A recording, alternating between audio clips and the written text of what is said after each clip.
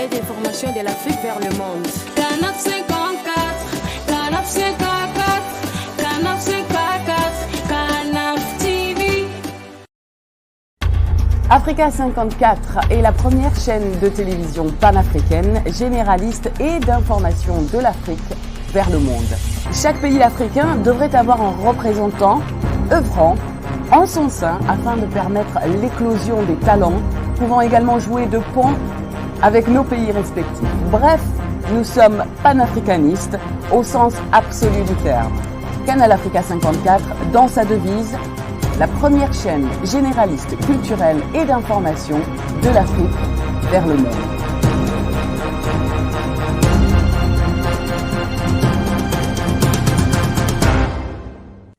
Canal Africa 54 will give to Africans and Afro-Caribbean what they have long been waiting for, expression of their own voice alongside the Western media and elsewhere in the globe. We aim to make the channel professional, sophisticated, contemporary. This channel will offer to viewers a unique experience in digital broadcasting. Our broadcasting and creative departments are dedicated towards having a constant flow of interesting and exciting programs. By using the most sophisticated methods of production, we aim to provide programming which is second to none, developing and enhancing the digital TV services throughout interactive mediums.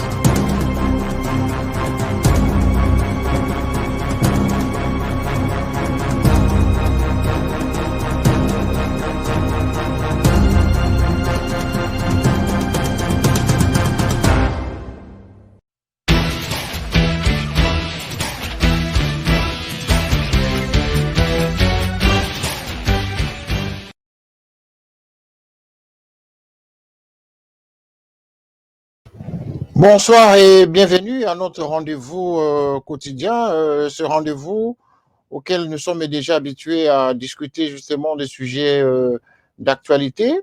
Et comme nous avons déjà initié ce projet de parler de la République démocratique du Congo sur les réalités politiques à l'est du Congo, où la partie de ce pays est vouée justement à des problèmes d'insécurité.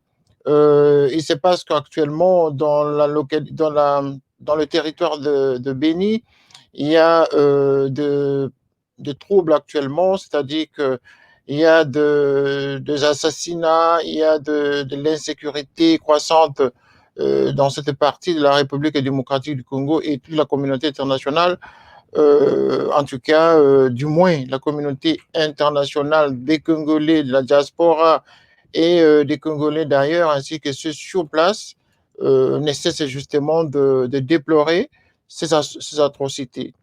Et nous, dans notre média, nous avons pris l'initiative justement de consacrer un temps justement pour vulgariser cette information qui doit être justement diffusée et atteindre les oreilles justement des décideurs à travers le monde. Car le Congo souffre de cette situation depuis plus de 20 ans actuellement.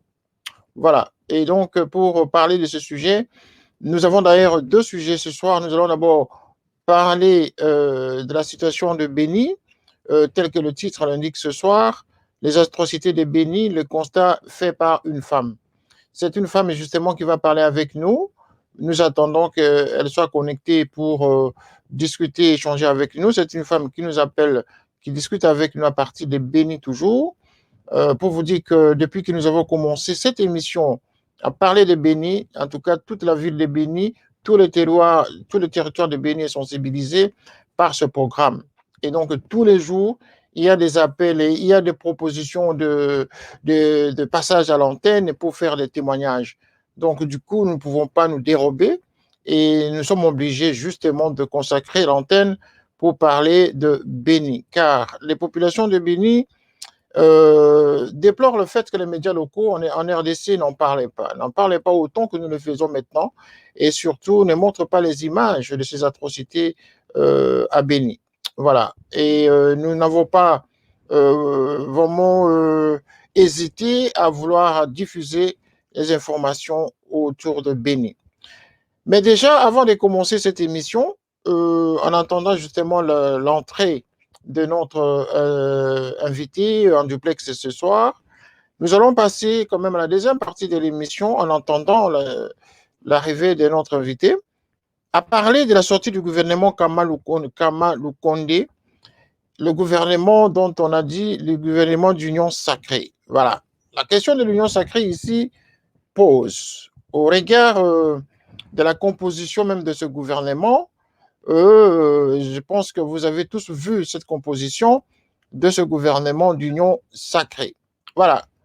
Les Congolais, depuis cet après-midi, en tout cas, sont déjà calmes parce que tout le monde s'est posé la question de savoir quand est-ce que ce gouvernement va sortir, quand est-ce que Tshisekedi va publier son gouvernement, qu'est-ce qui le bloque, qu'est-ce qui lui rend la tâche difficile pour sortir ce gouvernement d'union sacrée.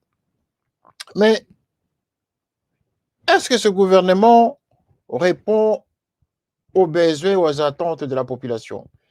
Est-ce que ce gouvernement, celui pour lequel, en tout cas, les Congolais s'attendaient pour apaiser les colères? Est-ce que c'est un gouvernement qui va répondre aux calamités qui touchent actuellement la République démocratique du Congo? C'est autant de questions autour de la configuration de ce nouveau gouvernement d'union sacrée. Union sacrée pour certains, union sucrée pour d'autres, et d'autres encore parlent de l'union salée. Voilà, chacun son terme, chacun sa manière de comprendre et chacun sa manière d'analyser la question politique en République démocratique du Congo.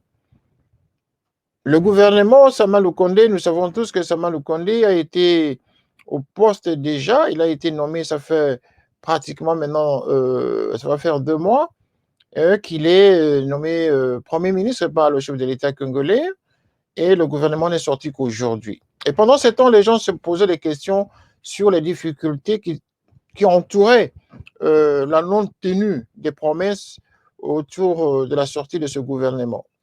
Mais déjà cet après-midi, le Premier ministre avait donné un point de presse en expliquant qu'effectivement, ils étaient en train d'attendre certains modelages pour mettre les choses au point. Il a expliqué notamment le fait que, bon, l'Assemblée nationale devrait d'abord ouvrir sa session ordinaire du 15 mars, qui était déjà fait. Et donc, ils ont attendu encore plusieurs semaines, en tout cas, parce qu'il s'est passé qu'il y avait encore beaucoup de velléités autour de la question. Mais maintenant, ici, nous allons consacrer une antenne, en tout cas, libre, avec tous ceux qui nous écoutent, avec tous ceux qui nous regardent, ceux qui ont l'habitude de commenter aux différents sujets de cette émission, à consacrer l'antenne justement pour vous, à donner votre commentaire sur la sortie de ce nouveau gouvernement. Qu'en pensez-vous de ce gouvernement? Et quelle est la crédibilité que l'on peut donner à ce gouvernement?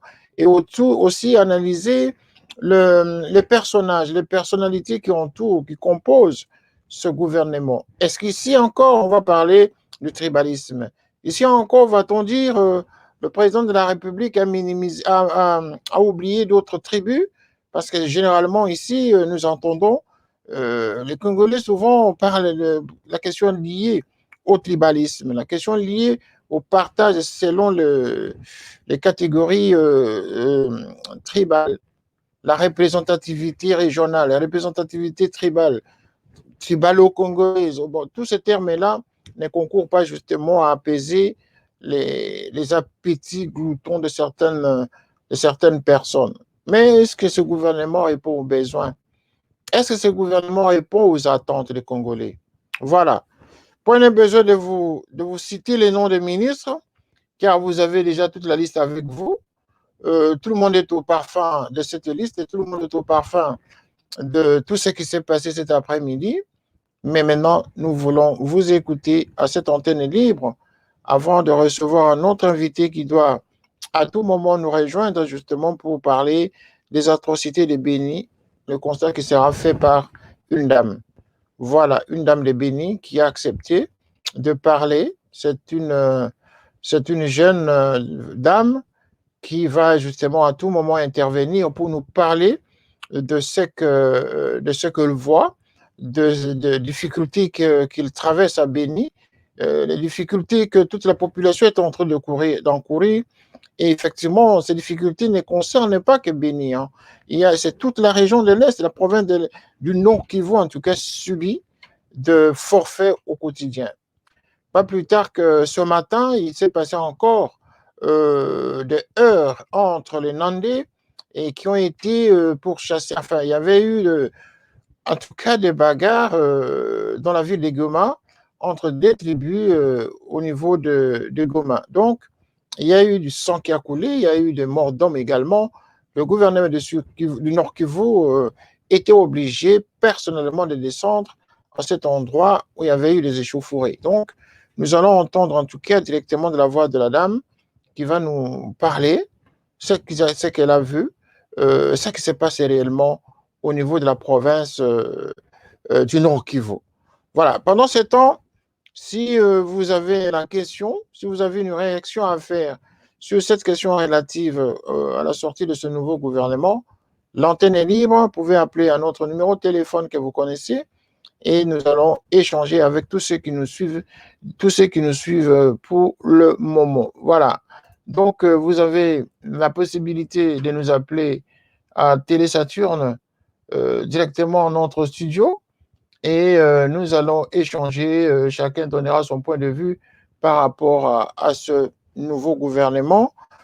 Mais est-il qu'il y a beaucoup de sortants, il y a beaucoup d'entrées et il y a des femmes, il y a au moins 20%, en tout cas 18% je crois, de femmes au sein de ce gouvernement. Et donc nous espérons qu'avec ce gouvernement justement, les Congolais vont trouver des solutions à leurs problèmes. Voilà, donc nous espérons que notre invité est en train de nous rejoindre et petit à petit, nous allons pouvoir le prendre à l'antenne. Mais voilà, bonsoir messieurs. Bonsoir monsieur René et bonsoir à tous les téléspectateurs. Voilà, j'étais en train d'annoncer l'émission en disant que nous allons parler de la situation de Béni avec... Madame Noëlla Mwangaza, c'est ça? Oui, malheureusement, compte tenu de la connexion, de la qualité de la connexion, et ne parvient pas à se connecter. C'est pour cela, moi-même, j'ai pu me connecter, moi qui est à un endroit là où la connexion elle est un peu stable. J'ai pu me connecter, mais les autres n'ont pas pu se connecter. Mais d'un moment à l'autre, il peut arriver. Parce que je me suis connecté avec un retard compte tenu de la connexion, de la qualité de la connexion. Oui, nous savons comprendre ça, ne vous en faites pas. Nous avons commencé avec une demi-heure de retard, mais nous comprenons, hein, parce qu'il fallait commencer l'émission nécessairement. Donc, nous étions obligés de commencer l'émission. Bon, voilà. Pendant que vous êtes déjà à l'antenne, j'étais en train d'informer en tout cas tous les téléspectateurs sur le déroulé de cette émission. Donc, on devrait parler de la question, le constat qu'elle va faire sur la situation des massacres à Béni. Également, nous parler de ce qui s'est passé aujourd'hui à Goma, parce qu'il y avait eu la communauté Nandé qui a été pourchassée justement dans les rues du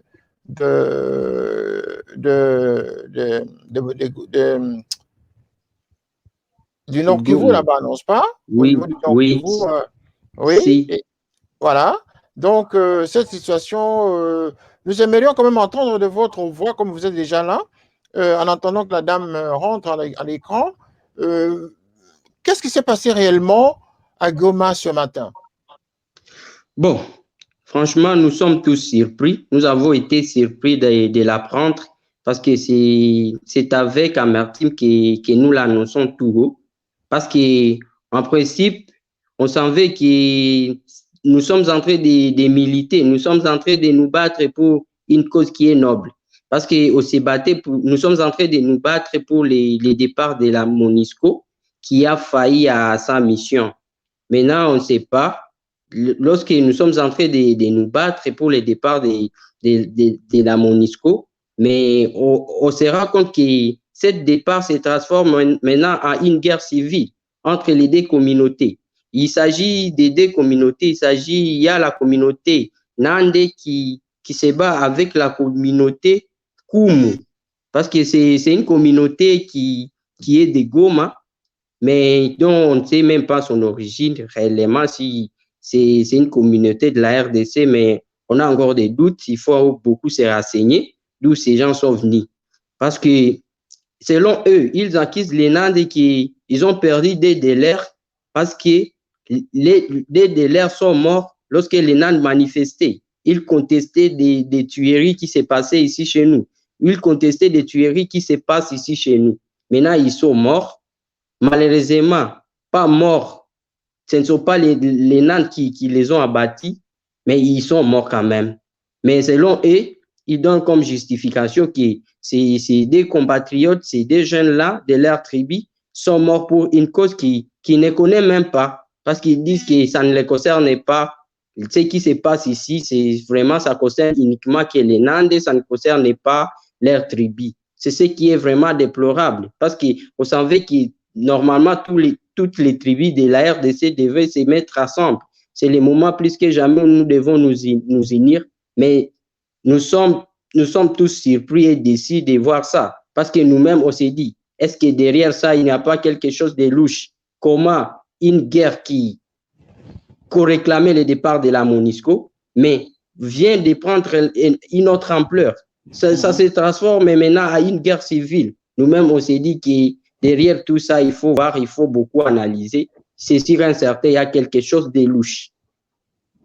Quand vous dites que vous ne connaissez pas l'autre tribu, qu'est-ce que ça veut dire? C'est une tribu inexistante au Nord Kivu?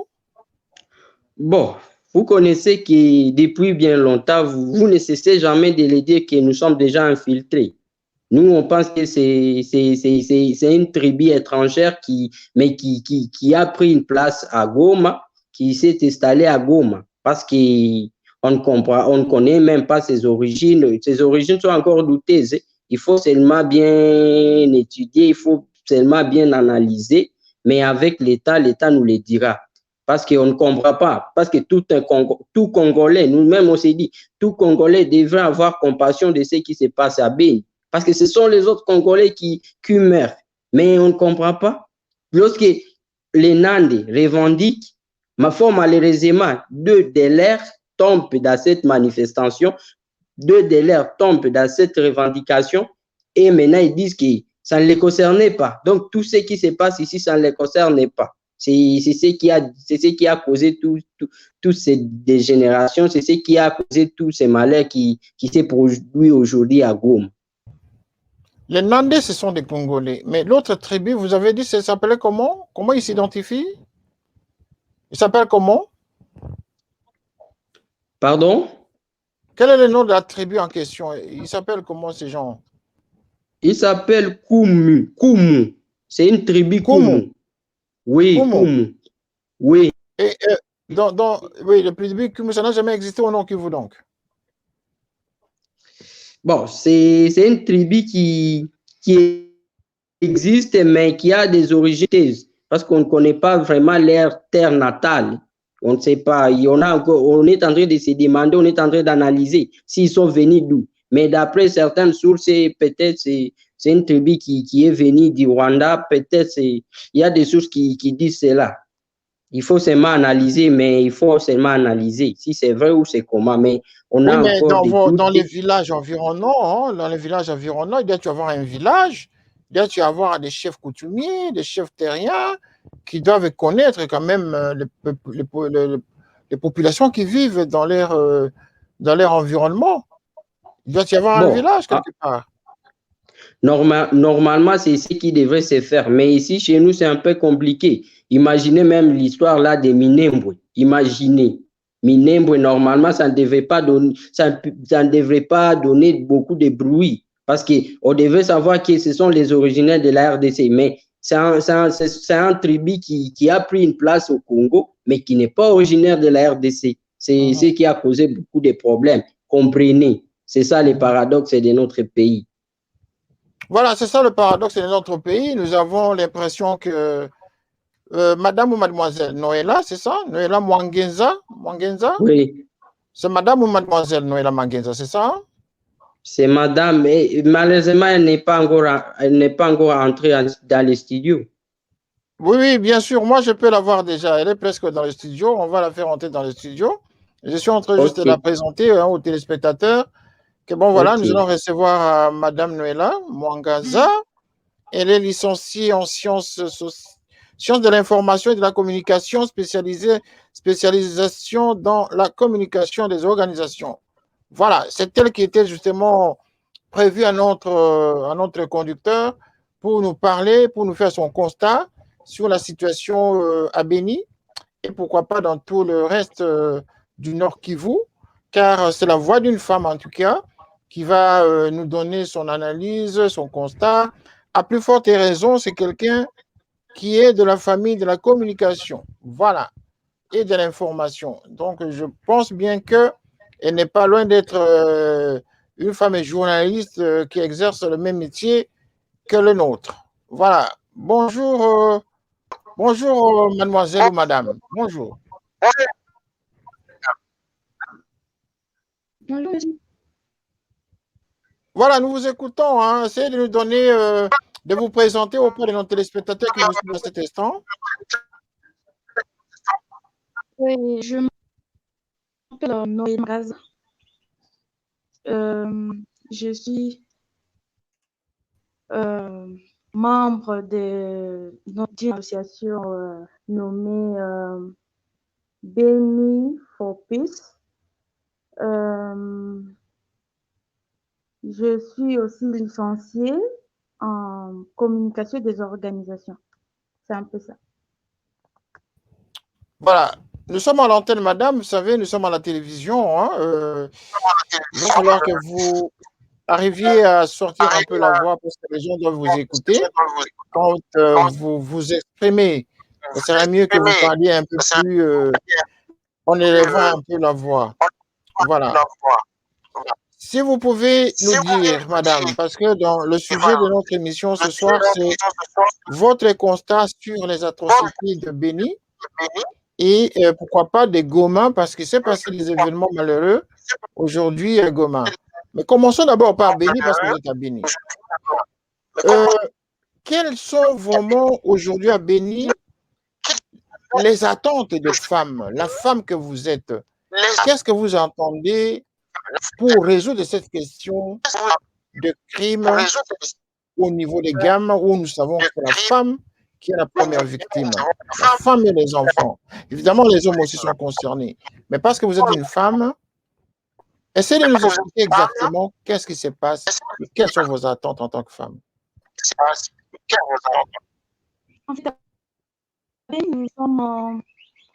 nous sommes victimes des différentes tueries, que ce soit dans des territoires, que ce soit dans la ville aujourd'hui. On est en train d'assister à toutes sortes de tueries.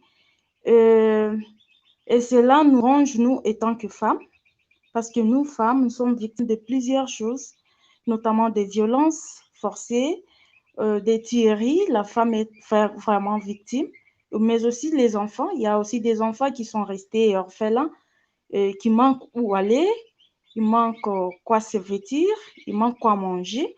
Alors, nous sommes là en tant que femmes.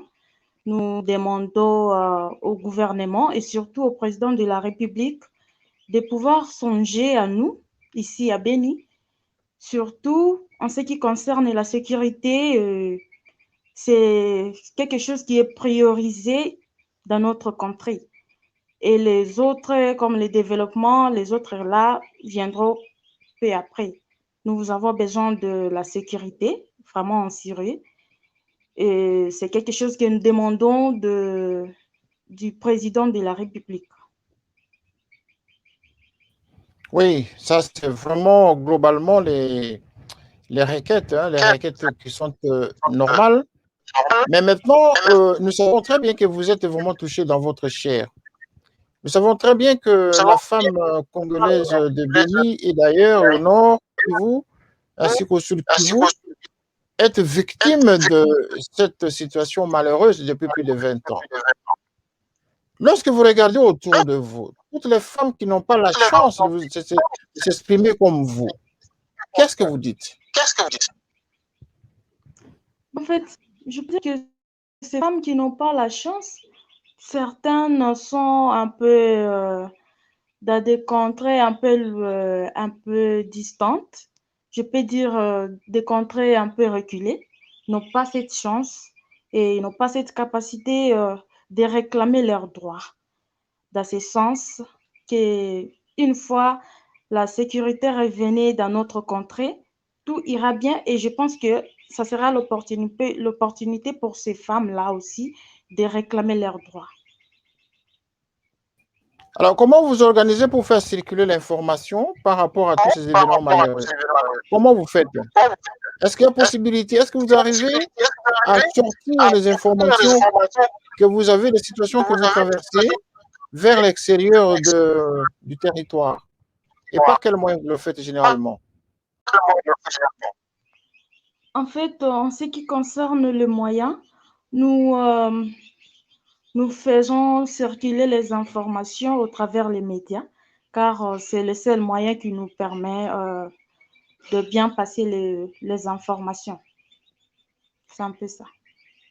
Ok, ben quel type de médias vous utilisez généralement? Parce que nous avons appris qu'il semblerait que les médias locaux en RDC ne parlent pas suffisamment de vos problèmes. Et vous utilisez à ce moment-là quel type de médias pour communiquer, pour informer?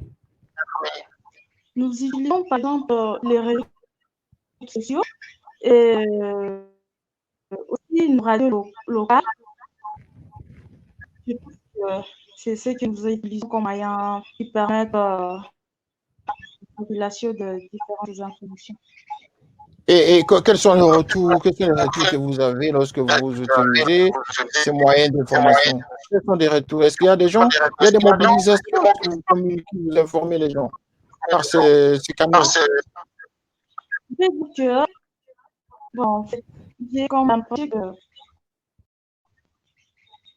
je peux dire que notre gouvernement est comme s'il se méfie de ce que nous, femmes, nous sommes en train de dire. Parce que quand la femme, si du moins l'homme considérait vraiment la femme, considérait que la femme aussi peut dire quelque chose, et aussi au travers ce que la femme aura à dire, ça aura aussi à changer quelque chose au pays. Mais on a comme l'impression que le gouvernement fait fi comme s'il ne sait pas ce que nous traversons pendant qu'on est en train de nous tuer, on est en train de... Donc, notre vie est en train d'être malmenée, quoi. C'est-à-dire que vous êtes livré à vous-même, le gouvernement ne... Mais probablement, votre information, la manière de communiquer n'est pas assez efficace pour que le gouvernement soit aussi taiseux. Probablement, l'information n'est pas assez continue, assez violent, assez efficace pour atteindre les portes du pouvoir. Nous savons que le gouvernement le sait, nous savons quand même que le pouvoir public en parle, mais bon, évidemment, nous aurions souhaité que ce soit dit un jour, tous les jours, de manière efficace, avec insistance.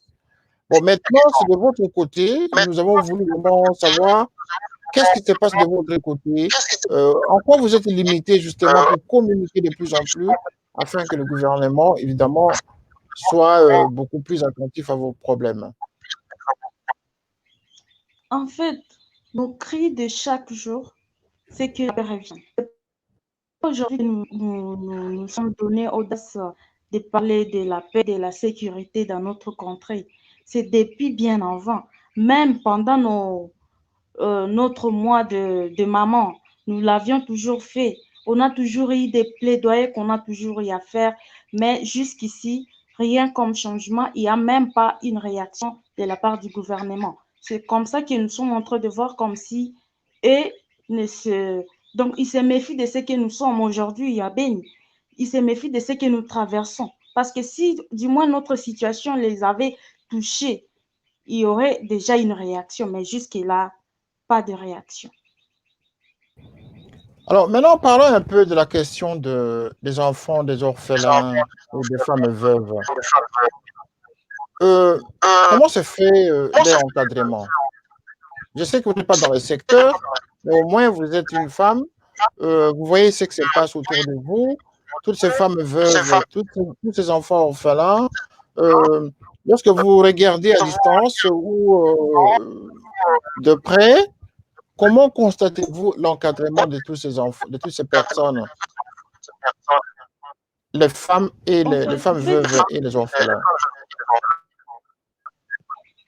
les femmes veuves et les orphelins ne sont vraiment pas bien encadrées, selon moi, parce que ce ne sont pas que toutes les veuves sont dans un même endroit pour qu'ils aient assistance au moins dans l'ensemble. Mais on a comme l'impression que, selon nous, nous voulions que le gouvernement pense à ces veuves ainsi qu'à ces orphelins afin de leur former, soit leur donner un centre, leur constituer un centre là où il y aurait peut-être une aide venant du monde entier.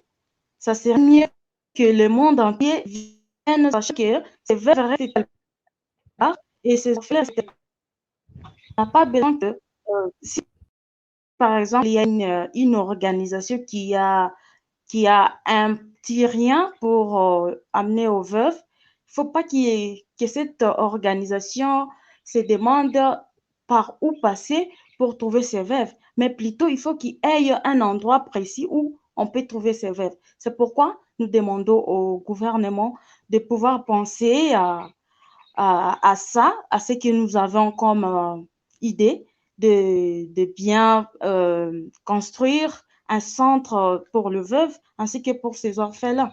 Nous aussi, nous avons besoin que la première dame, au travers sa fondation, qu'elle fasse aussi quelque chose parce que euh, je peux dire que ce qu'elle fait pour d'autres gens ne doit pas se limiter seulement dans différentes villes.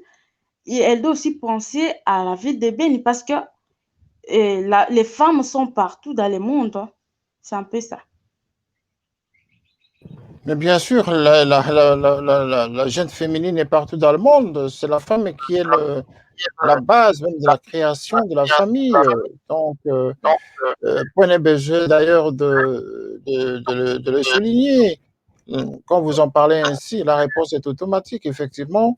Mais la question, justement, c'est que le message passe aux décideurs pour que eux, justement, réagissent et pallient à cette difficulté.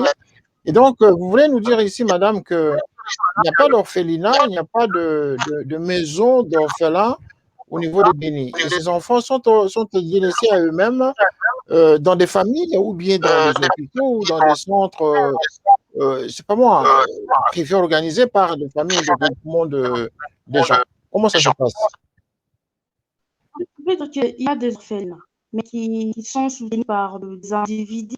Ce ne sont pas que, c'est pas à dire que c'est un gouvernement, c'est notre gouvernement qui aurait soutenu cet orphelinat, mais c'est de la part de quelqu'un d'une bonne volonté qui s'est donné, qui a eu cette affection-là de pouvoir créer et prendre ses enfants, mais ils ont insuffisance. Ils ont beaucoup d'insuffisance en ce qui concerne les moyens. Souvent, ces personnes demandent de l'aide, même ces personnes peuvent passer dans des églises, demandant de l'aide, que les gens assistent les orphelins. Donc, on trouve que cette personne, bien qu'elle a une volonté, mais n'avait pas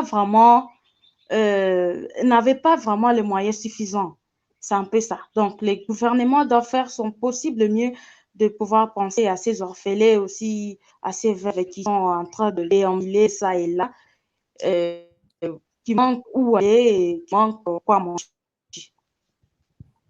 Ok, la situation est vraiment très préoccupante en tout cas.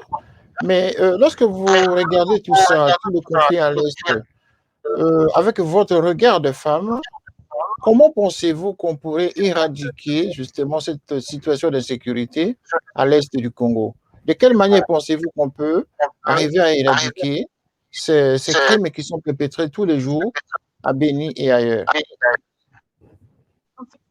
Tout d'abord, d'après moi, je peux dire que on doit toutefois changer ceux qui sont à la tête. Hein.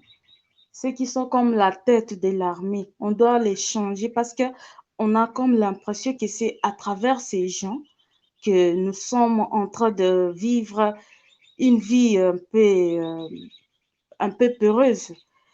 Parce que si du moins on arrivait à changer, peut-être qu'il y aurait aussi un changement. Et nous espérons avec le nouveau gouvernement, nous espérons que ce gouvernement aura à penser à ça. Vous parlez des changements au sein de l'armée, vous parlez des attentes par rapport au nouveau gouvernement. Alors, Oui. parlons un tout petit peu de l'armée.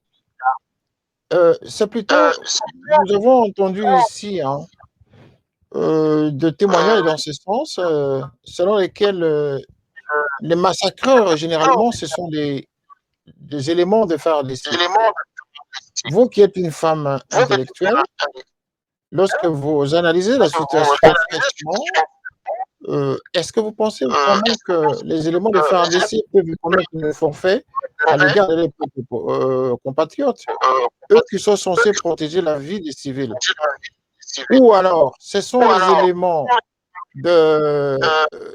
comment on appelle ça, de ce groupe armé qui portent les uniformes de FARDC et se font passer pour des éléments de FARDC.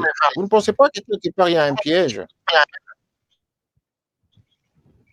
En fait, ce qui concerne, en ce qui concerne cette question, je peux dire que, en fait, ça dépend de tout un chacun. Mais d'après moi, je peux dire que si j'ai besoin de changements, si j'ai besoin qu'on change les têtes là de l'armée, c'est parce qu'on a eu à suspecter quelques-uns d'entre eux. C'est pourquoi nous demandons au nouveau gouvernement de faire quelque chose parce que au moins là où nous sommes en train d'aller, s'il n'y aura pas de changement vraiment, les choses risqueraient de tourner mal quant à nous, population, quant à ce que nous sommes en train de vivre aujourd'hui. Vraiment, les choses vont tourner mal. Et nous songeons que ces gens, ces têtes-là font partie, donc sont complices de ceux qui sont en train de nous tuer, bien qu'ils ne sont pas clairs, bien qu'ils sont toujours là pour défendre ce qu'ils font, mais en réalité, c'est pas ce que font ces gens. Alors, je demanderai seulement au gouvernement de pouvoir changer pour que nous aussi, population, nous puissions voir, nous puissions réaliser réellement ce que nous passions, ce que nous savions des gens, si c'était réel ou non, ce que nous voulons. Et aussi le départ de la MONUSCO. Nous voulons Le départ de la rester MONUSCO, pourquoi? Oui, nous voulons que ces gens puissent partir parce qu'on ne trouve pas leur importance. On ne trouve pas ce qu'ils sont en train de faire. Parce qu'ici, je peux dire que leur mission était euh, de protéger le civil. Mais jusqu'ici, rien n'est fait. Et aussi, on peut tuer quelqu'un là où se trouvait un agent ou soit des agents de la MONUSCO. Mais on se demande comment ces gens parvenaient à résister là-bas pendant qu'on a tué quelqu'un, pendant qu'on a brûlé des véhicules. C'est ce qui nous fait trop peur. Et on a toujours dit que non, ce ne sont pas les étrangers qui viendront résoudre nos problèmes. Ce sont nous-mêmes. Aussi, s'il y a quelque chose qui ne va pas dans la ville, dans notre ville, ce ne sont pas les étrangers qui viendront découvrir les choses qui ne vont pas, mais c'est à nous-mêmes. Et si du moins l'ennemi arrivait à découvrir notre faiblesse ou soit arriver à nous détruire, c'est que c'est au travers de nous-mêmes que l'ennemi a eu à connaître ce que nous sommes et aussi à connaître nos faiblesses. Donc, je peux dire que c'est à partir de ces têtes que je parlais là, les têtes des chefs de l'armée là, c'est à partir d'eux que nos secrets sont sortis. Êtes-vous également d'avis, comme les autres, que l'armée congolaise est infiltrée par des éléments étrangers?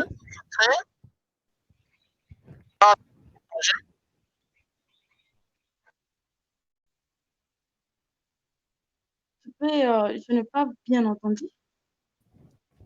Est-ce que vous êtes aussi d'avis que l'armée congolaise, les FARDC, sont infiltrés par des éléments étrangers?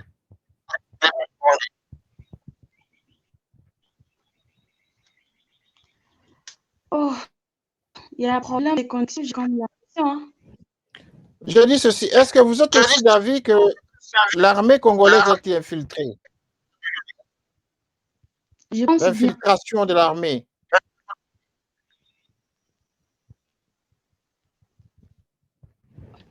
Est-ce que vous considérez que l'armée congolaise, les FARDC, sont infiltrés?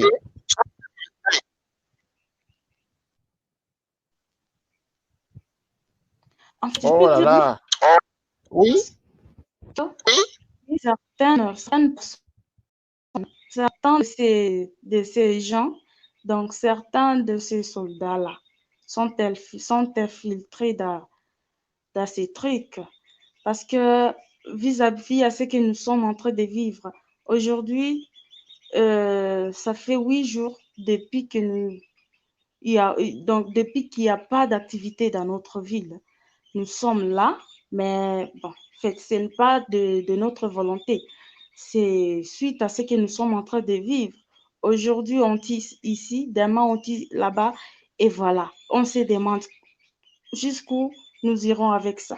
On en finira jusqu'où.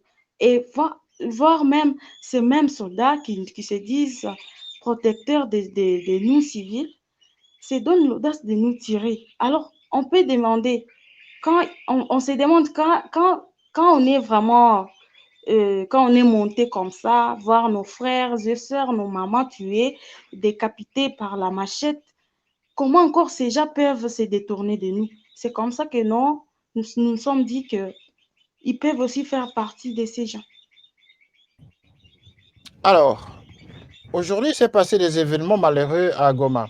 Avez-vous une idée de ce qui pouvait justement inciter les populations à se battre comme on l'a vu dans les images? Qu'est-ce qui s'est passé réellement d'après vous?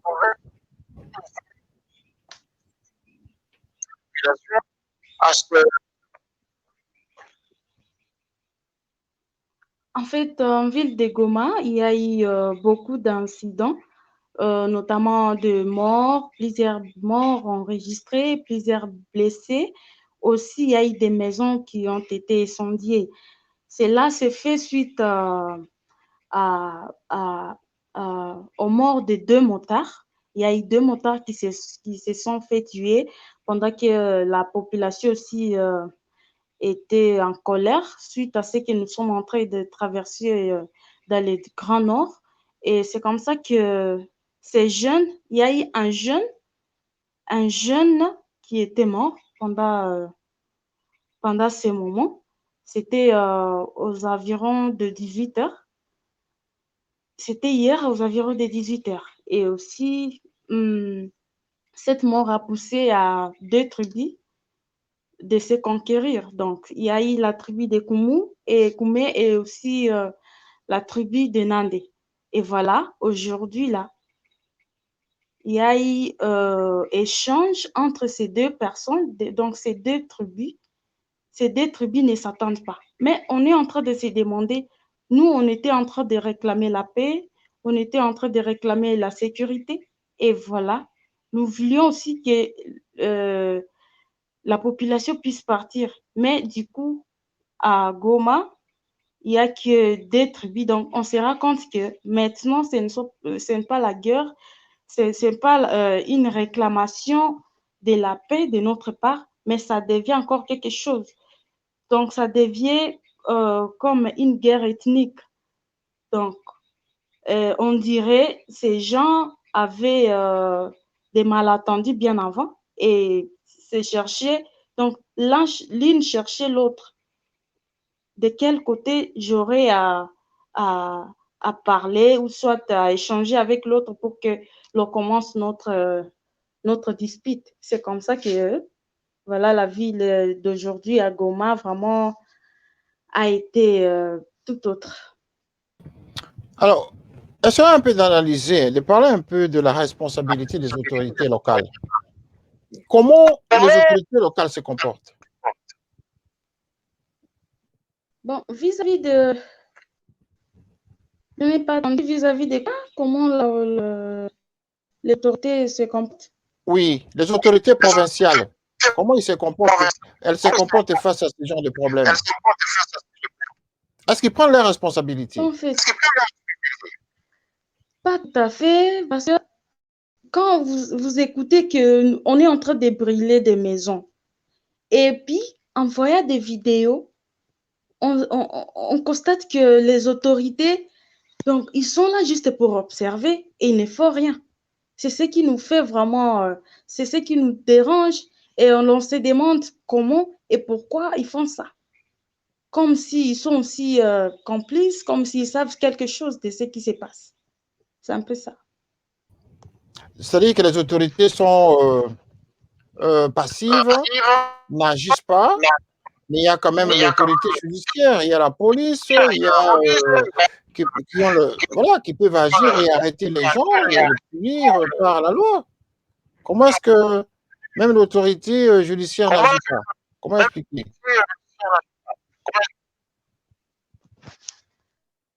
Bon, je peux dire que, en ce qui concerne la gestion des autorités, c'est que pendant que les gens se battaient d'abord, je peux dire dans ce sens, pendant qu'ils se battaient, parce que l'un avait la machette et l'autre aussi avait de la machette. Donc, pendant qu'ils se battaient, il n'y avait même pas une intervention. Mais seulement la population avait peur parce que c'est pas tout le monde qui a ces dons-là de se battre et prendre la machette, vouloir couper l'autre. Alors, c'est dans ce sens que je dis que les autorités ne font pas vraiment un geste qui peut signifier que vraiment, eux aussi ne sont pas contents de ce qui se passe. Et c'est comme ça qu'on était en train de brûler les maisons. On a eu à visualiser des vidéos. On a comme impression que eux aussi ne se soucient de rien. C'est un peu ça. Alors, maintenant, nous allons revenir un tout petit peu vers Béni. Hein. Là, c'était à Goma aujourd'hui. Nous allons bientôt terminer l'émission, bien sûr, mais j'ai encore deux, trois questions à vous poser. À Béni, par exemple, à combien s'élève actuellement la population béninoise? Béni. Comment on appelle la population de Béni? Les habitants de Béni s'appellent comment? Les Bénitiens. Les Bénitiens. Merci beaucoup. Merci pour la précision, en tout cas. Les Bénitiens. Bien. Sinon, alors, certaines personnes, même moi, je pouvais dire les Béninois. Hein, mais bon, je me suis attrapé vite. Je me suis dit, non, ça ne peut pas être Béninois quand même.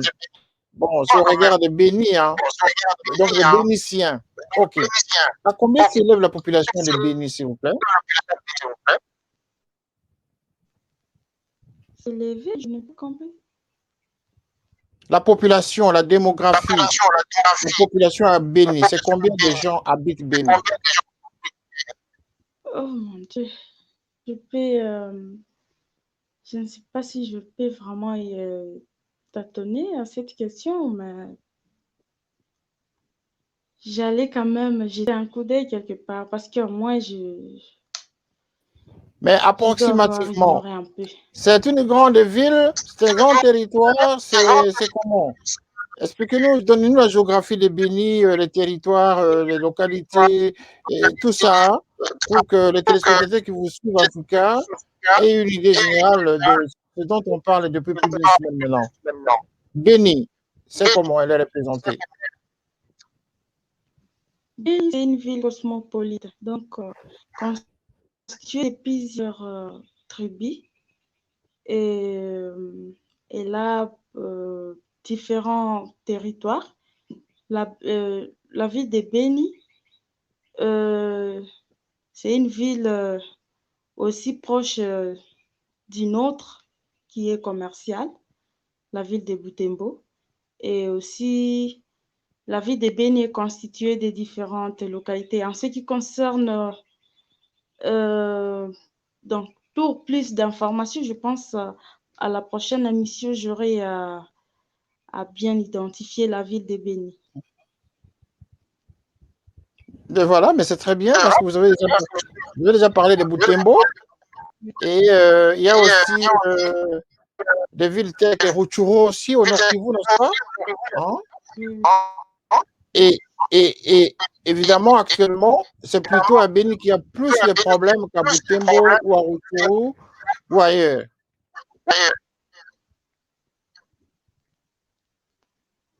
Pourquoi seulement à Béni actuellement des problèmes? Qu'est-ce qui explique le fait que c'est à Béni où il y a beaucoup plus de massacres actuellement? En fait, les tueries des Béni, c'est que en fait, selon l'histoire, c'est que c'est une guerre terrienne. Donc, les gens, les soi-disant Nalu, sont en train de réclamer une partie des terres des Nandés. C'est comme ça qu'il y a eu des massacres à Béni. Mais aussi, la ville de Béni, c'est une ville qui constitue, je peux dire, qui est plein de, qui est plein de richesses en ce qui concerne donc les Nandes savent vraiment cultiver. Donc ici à Béni, quelqu'un ne peut pas tomber affamé juste comme ça parce que la terre est là et on doit cultiver pour trouver quelque chose. C'est un peu ça. Et j'ai comme l'impression que ces malfrats-là manquent quoi se nourrir. C'est pourquoi ils ont besoin de récupérer les biens des Nandés afin qu'ils soient aussi riches. C'est comme ça qu'ils partent même dans des bourses, récupérer les champs et aussi récolter ce que les Nandes ont sémé. C'est un peu ça. Ok, madame. Il me reste 2 questions et puis on termine l'émission. Lorsqu'on parle de la balkanisation, vous qui êtes une femme quand même intellectuelle, est-ce que ce plan de balkanisation est avéré au niveau de l'Est? Lorsque vous constatez tous ces troubles, tous ces comportements de malfrats, les assassinats et tout ça, et vous pouvez vraiment aller dans le sens de ce raisonnement qui constitue à dire qu'il y a un plan de balkanisation de la RDC à partir de l'Est? Je peux dire oui, parce que si c'était que le gouvernement avait songé et avait pris la situation de Béni comme un projet urgent, ça serait que il se soucie au moins de notre ville. Mais comme jusqu'ici, et depuis que le massacre a commencé depuis 2014, il n'y a pas de réaction, il n'y a pas la paix, on est toujours là aujourd'hui. On peut ne pas attendre des coups de balle, mais demain, ou soit on peut ne pas tuer quelqu'un aujourd'hui, mais demain, ou soit la soirée, on se rend compte qu'on a tué quelque part. Alors, on a comme l'impression que, en fait, je ne sais pas si la ville, soit les gens de Béni, avaient fait quoi pour qu'on subisse ce que nous sommes en train de subir aujourd'hui. Ok. Ben, on va terminer l'émission dans 3 minutes. Quel est le message que pourriez-vous, en tant que femme, envoyer à l'endroit du gouvernement congolais, d'une part, qui vient de sortir aujourd'hui, hein, le gouvernement du Premier ministre Sama Lukonde vient de sortir. Nous espérons que le président de la République qui avait promis qu'il viendra vivre avec vous à l'Est va accomplir sa promesse.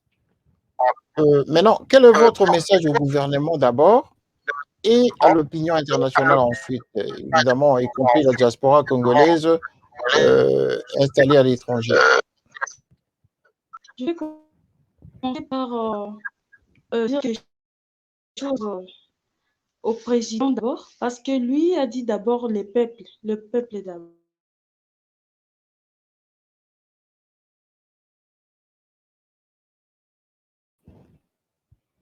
Oui, il a dit d'abord, le peuple d'abord, bien sûr. C'est ce que le président avait dit. Et tout le monde le sait. Maintenant que le gouvernement est sorti, ben, il est possible que il va mener des actions à travers le ministre qui est désigné, qui est choisi justement par le Premier ministre et le chef de l'État, viennent désormais justement mettre les chantiers en marche pour faire fonctionner les affaires au niveau de l'Est du Congo afin de pallier à cette difficulté. Alors, madame, la dernière question, c'est le message que vous pourriez envoyer justement à l'opinion internationale, notamment à la diaspora. Si vous nous écoutez toujours, s'il n'y a pas toujours de problème de connexion. Voilà.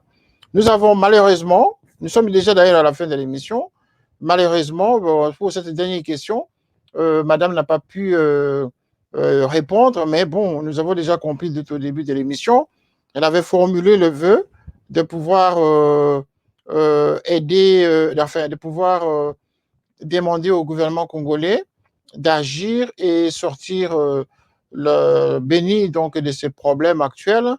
Et elle s'est posé même également la question de savoir pourquoi seulement à Béni actuellement. Évidemment, Béni, c'est une terre fertile où il y a beaucoup d'activités agricoles et ils ne se plaignent pas justement de problèmes liés à la nourriture, à la faim et tout ça, parce qu'il y a la nourriture.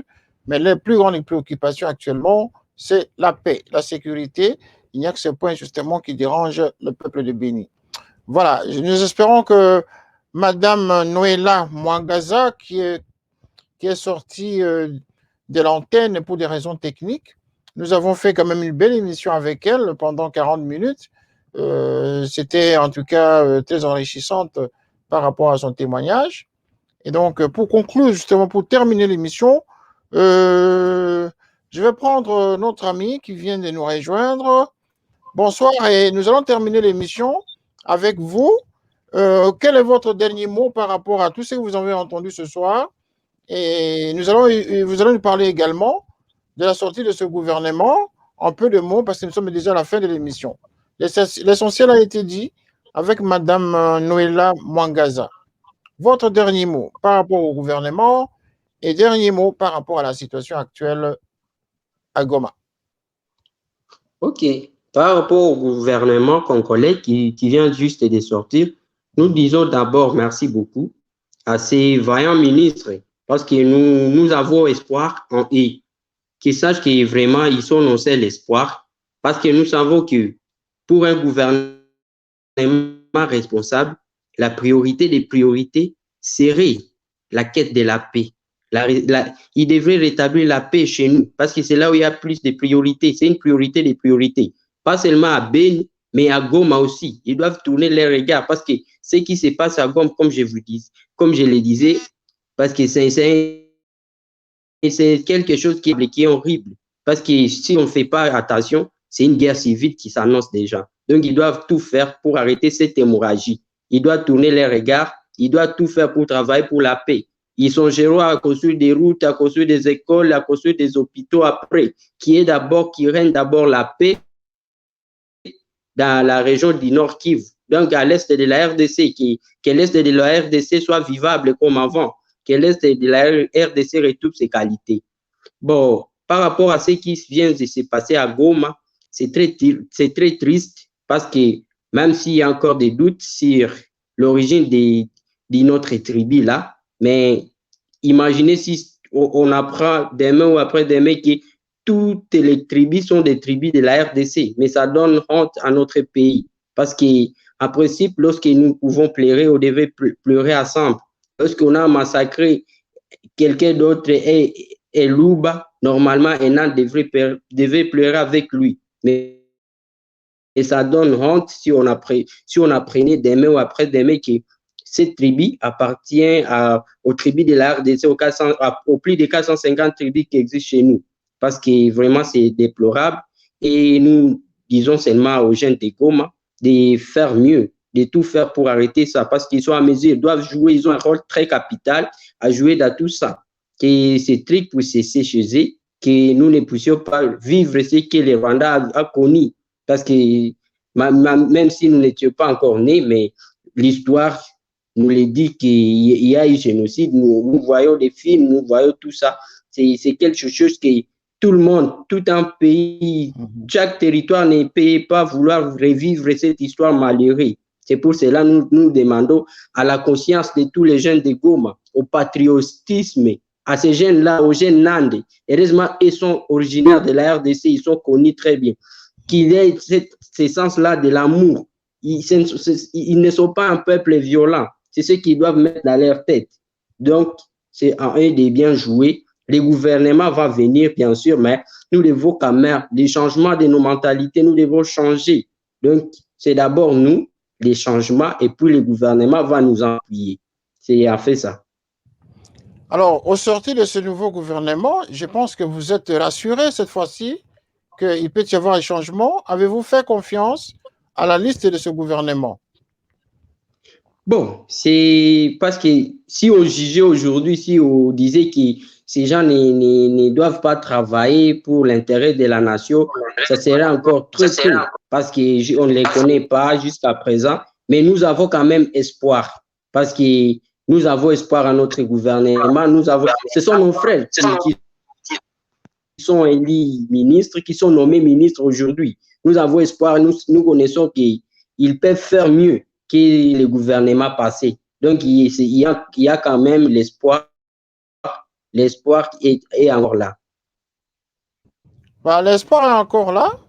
Je vais préciser aux téléspectateurs que notre invitée principale, Madame Noëlla, est revenue encore à l'écran. Sauf que, bon, à un moment donné, on avait perdu un tout cas de nos radars. Elle est revenue, mais je ne sais pas si elle peut répondre à cette question. Cette dernière question. Madame, est-ce que vous nous écoutez pour nous dire si vous avez confiance à ce nouveau gouvernement qui est sorti aujourd'hui?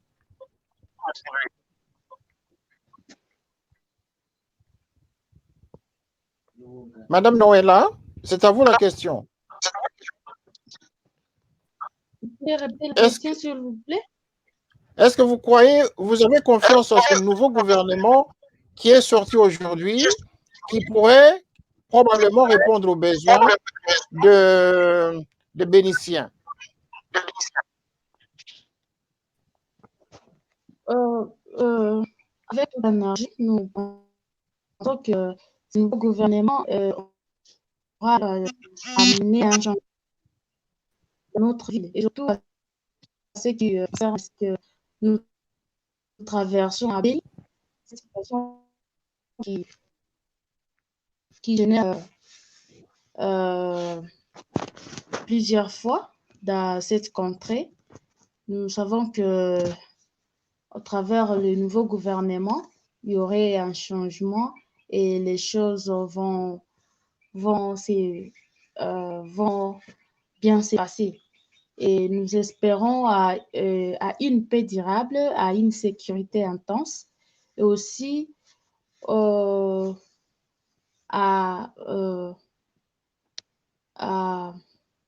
différents changements des autorités, comme je l'ai dit, des autorités de l'armée, donc les chefs de l'armée de notre contrée ici à Béni. À partir de ça, nous savons que notre pain reviendra. C'est un peu ça. Voilà, c'est un message d'espoir en tout cas. C'est vraiment de cette façon que nous allons conclure cette émission ce soir, madame. Merci pour être venu à cette émission malgré quelques difficultés techniques que vous avez eu à connaître pendant la connexion à cette émission. Merci en tout cas, avec plaisir. Nous vous disons en tout cas courage chez vous. Et tout le peuple congolais est avec vous. Le gouvernement qui vient d'arriver pourrait justement répondre aux besoins des Bénitiens et de toute la contrée du Congo, enfin de l'Est du Congo, où il y a plus de problèmes actuellement. Donc, il faut faire toujours confiance à ce gouvernement. Nous sommes sûrs que le Congo sera pacifié. Il faut faire aussi confiance au chef de l'État qui travaille justement pour le terrain des Congolais. Nous espérons en tout cas, avec la grâce de Dieu, également, que sa bénédiction va venir sur Béni et toute la contrée de l'Est. Il ne faut pas perdre l'espoir, car seul Dieu décide du sort de chacun d'entre nous. Voilà, c'est de cette façon que nous pouvons terminer cette émission en beauté, madame. Merci en tout cas d'être passé à cette émission et on se retrouve prochainement. Avez-vous un dernier mot? C'est le dernier mot que je l'ai message au président de la République.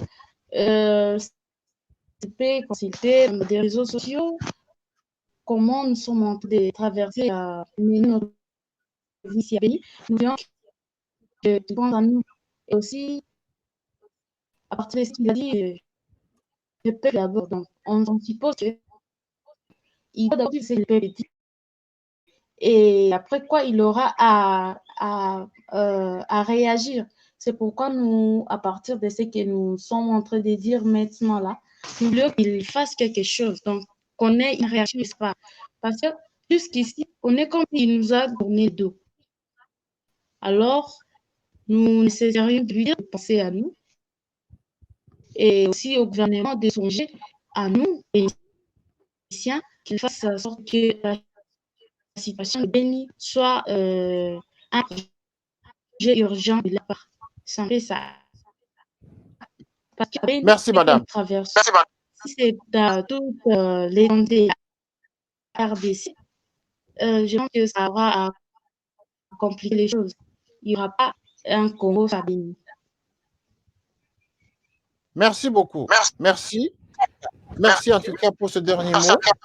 Merci toute l'équipe de Canal Africa 54 et de Télé Saturne vous remercie, madame. Et au nom de tous les téléspectateurs qui nous suivent à cet instant, nous vous remercions pour votre courage. Nous savons que à Béni, ce n'est pas difficile de vous exprimer comme ça en direct, mais vous l'avez fait. Vous avez prouvé vraiment que vous êtes une femme combattante, toi qui étant dans un endroit où la guerre sévit, où les menaces sont permanentes. Vous êtes courageuse d'être passée à cette émission en direct. Merci en tout cas pour terminer cette émission. Nous vous disons Inch'Allah et que Dieu vous bénisse ainsi que toute votre famille et toutes les populations environnantes Béni et ailleurs. Merci madame et à très bientôt pour une nouvelle édition. Au revoir. Voilà, nous avons terminé ainsi cette émission. Nous avons terminé cette émission avec madame Noëlla Mwagaza. Elle est licenciée en sciences de l'information et de la communication, spécialisation dans la communication des organisations. Ce qui veut dire, c'est une femme intellectuelle, c'est une femme instruite. Quand elle parle, elle a dit des choses de manière posée et la communication qu'elle donne va atteindre en tout cas les oreilles des décideurs et de ceux qui sont sensibles justement à la question de l'humanisme, à la question de l'insécurité à l'Est. Et donc, tous les Congolais, nous lançons toujours ce message pour que tous les Congolais se mobilisent. Et chacun mette dans la cagnotte, ne fût-ce qu'un 5 € un 5 $ dans cette cagnotte qui a été lancée, de sorte que les fonds qui seront récoltés soient envoyés à Béni pour pallier aux difficultés de mamans veuves et des enfants orphelins qui sont abandonnés. Également de renforcer aussi à tous ces jeunes gens qui sont aujourd'hui dans le combat contre l'insécurité et qui sont justement déterminés à récupérer la paix dans cette région de Béni. Voilà, c'est de cette façon que nous pouvons dire et terminer cette émission en même temps. Merci de nous avoir suivis. Le plaisir était pour nous et à tous ceux qui nous écrivent. Nous ne pouvons pas lire vos messages parce que nous sommes à la fin de l'émission, mais nous allons traiter vos messages après l'émission ou demain et nous pourrons justement vous répondre comme d'habitude. Merci, nous avons été plaisir de partager avec vous cette expérience ce soir. Merci, au revoir. Canal 54 TV, la première chaîne généraliste culturelle et d'information de l'Afrique vers le monde. Canal 54, Canal 54, Canal 54, Canal TV. Africa 54 est la première chaîne de télévision panafricaine, généraliste et d'information de l'Afrique vers le monde. Chaque pays africain devrait avoir un représentant œuvrant en son sein afin de permettre l'éclosion des talents, pouvant également jouer de pont avec nos pays respectifs. Bref, nous sommes panafricanistes au sens absolu du terme. Canal Africa 54, dans sa devise, la première chaîne généraliste culturelle et d'information de l'Afrique vers le monde.